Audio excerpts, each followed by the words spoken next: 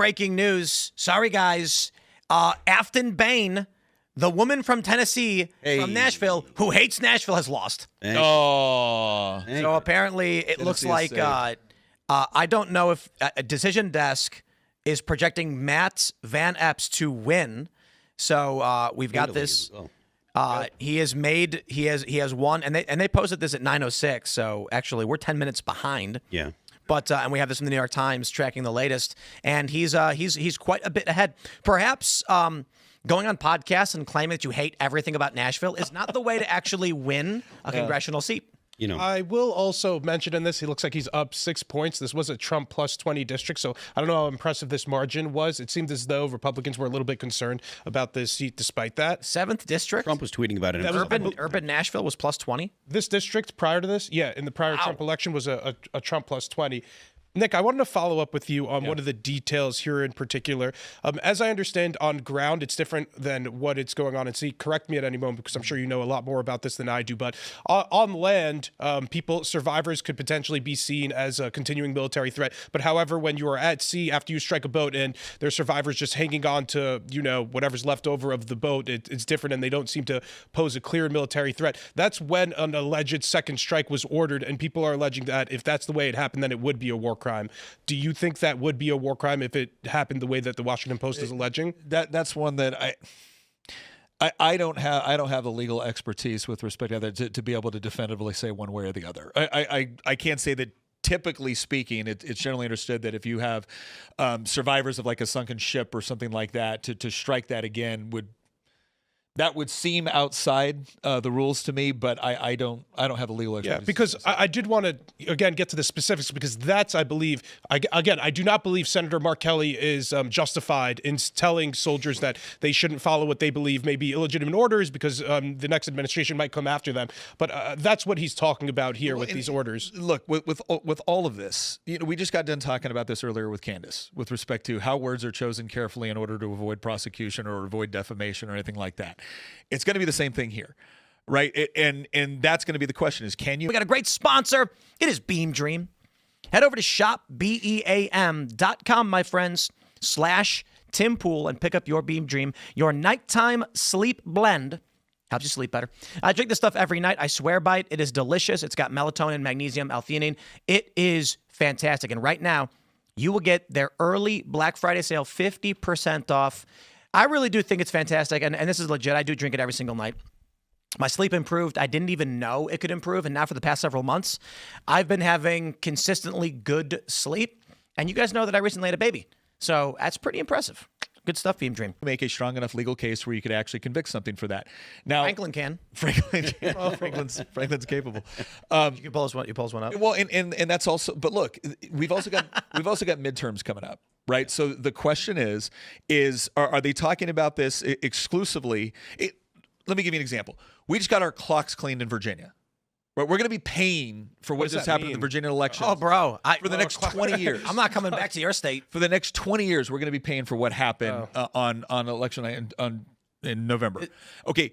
Does anyone here think that the Democrats really just wanted to keep the government shut down because they were just so upset about some of these budget items? Or do you think it's far more likely that they realized that they were impacting tens of thousands of voters in Northern Virginia right ahead of election? Right. Right. So it's this idea that there are times. This is Saul Alinsky's rules for radicals.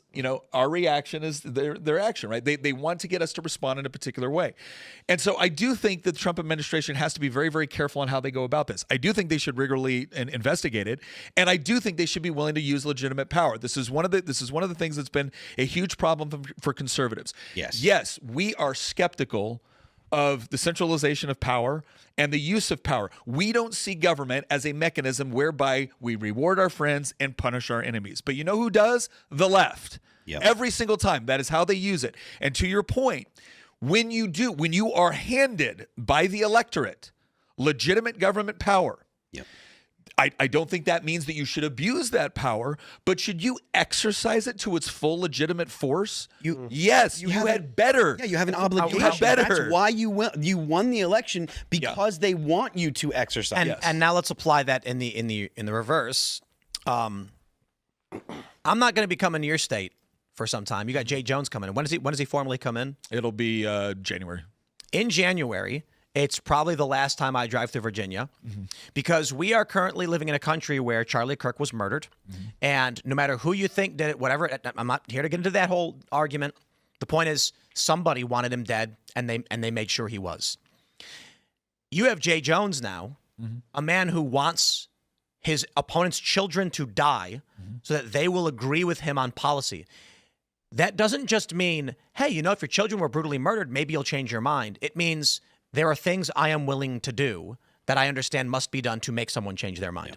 And so I'm not going back to Chicago for the holidays because, and you can look this up, you can ask Luke about it. Police in Chicago tried planting drugs on us back in, I think it was 2012. And NBC News reported how we got pulled over at gunpoint, and it's a crazy story. And call me paranoid, but all it takes is one day I drive through Virginia and some state trooper who's some crackpot far left guy who's a fan of Jay Jones and believes all the crazy Nazi stuff plants drugs.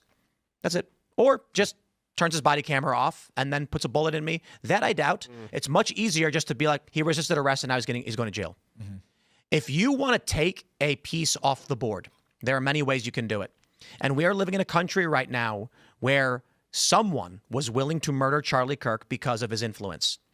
When an AG comes in who expresses his desire to see children murdered for his political benefit, I am taking that very seriously. I think I've said this before where originally, I mean, I was used to the General Assembly when I got in there in 2016, and it was if you disagreed with the Democrats, you were a racist, you were a bigot, you were a sexist.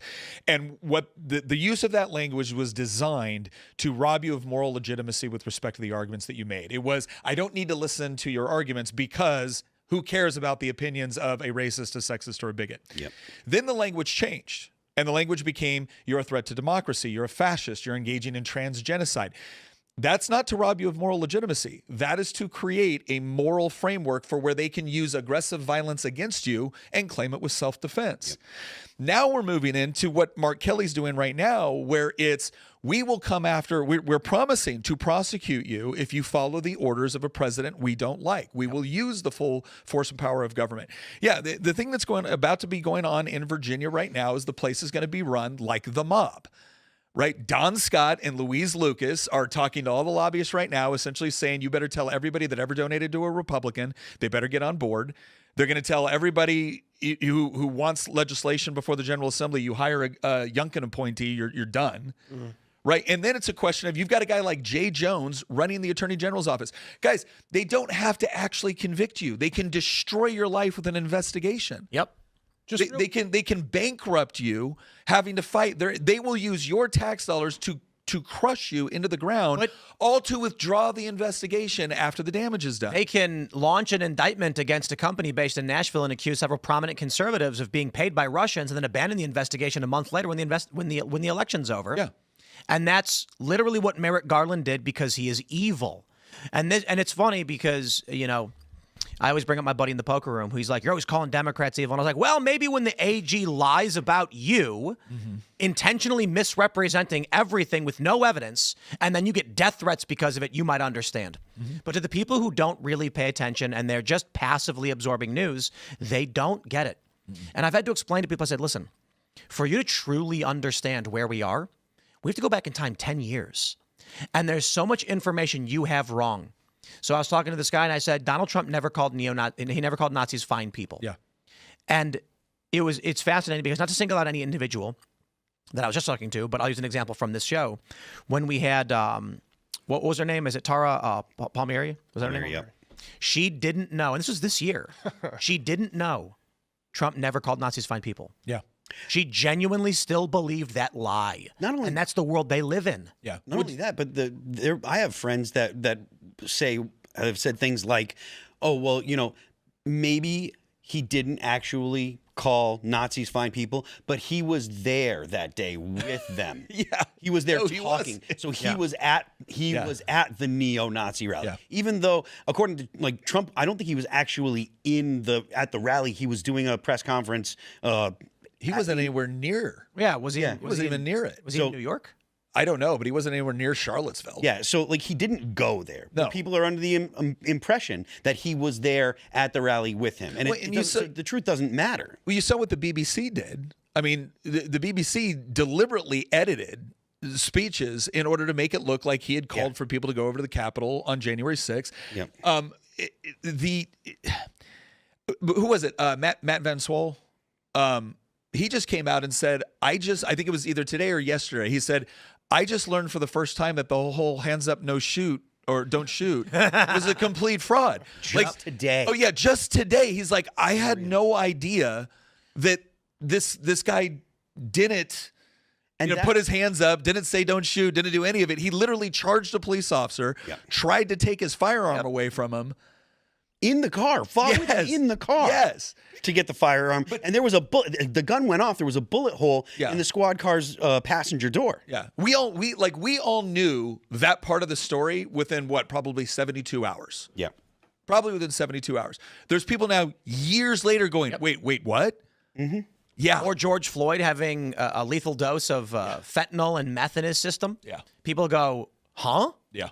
And they vote. And they're voting for Afton Bain. And the fact that these things are untrue, and it was the foundation for a movement that, 7, 8 years later, 9 years later, 8 years later, because 7 years later, because Ferguson was in 2013. 7 years later, literally burned down multiple cities across the country. Right? Just massive amounts of rioting. Which, by the way, were not demonstrations of left-wing ideological political violence. No, not at all. Not demonstrations of that. According to all of those hate trackers, the killing in Portland, the riots don't count as left-wing violence. Nope, of course not. No, but if a skinhead gang gets in a fight with a Hispanic gang over drug turf, that's right-wing ideology. A skinhead gang gets in a fight with another skinhead gang. That's right-wing violence. White guys kill other white guys, it's white supremacist. If a white supremacist punches his wife, it's right-wing violence. Yeah. And here's the problem. The problem is conservatives take the bait every time. Yeah. Take the bait. So I think less so. I think less so now. I maybe, but still prominent, where I hear the debate all the time where someone will say something like the right commits, way more violence, and the conservatives respond with, oh yeah, but the left does this. Instead of saying, brother, I'm not going to sit here and defend white supremacists punching anybody.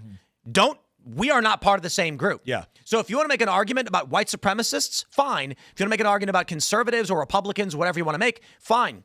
When they say the right is responsible for X, what they're actually trying to do is saying the run-of-the-mill working-class Republican is the exact same thing as a skinhead neo-Nazi guy chasing down black men. Yeah. And then Republicans go, well, but the left does this or that. My response is, oh yeah.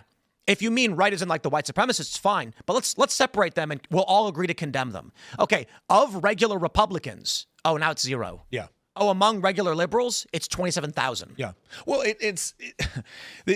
I was speaking at University of Alabama on this, and I would say, look, the bottom line is, one, you're associating to typical conservative stuff that's done by like extremists, and then you're completely negating stuff done by Antifa. Right, there's an intellectual dishonesty here that has reached a critical mass, and this again, I think this all goes back to Gramsci with this whole idea of you take over culturally shaping institutions, and then you use their credibility, their stored up credibility, in order to push your agenda. The problem now is that when you use those kind of statistics to try to push this narrative that 80% of political violence is on the right. I'm looking at them now going, you understand that doesn't cause me to go, oh my gosh, is that true? I know it's not true. Well, yeah, but this study said it, or is it all that does? Okay, all you have done is reinforced my belief that institution, the people conducting those studies, the organizations that put it out there are co-opted. Mm-hmm. They're absolutely co-opted. Yeah. Because I can go over here and I can look at a poll that was conducted where they asked self-identifying liberals, moderates, and conservatives, how comfortable are you with political violence? And it turns out that it's overwhelmingly the left, which, oh, by the way, is what I observe on a daily basis. Mm-hmm. So it's like you can't continue to wear these culturally shaping institutions as a kind of like skin suit and demand that I give them the same credibility that they earned decades ago when they actually engaged in either objective journalists or objective analysis. Yeah. Thanks for checking out this clip from Timcast IRL.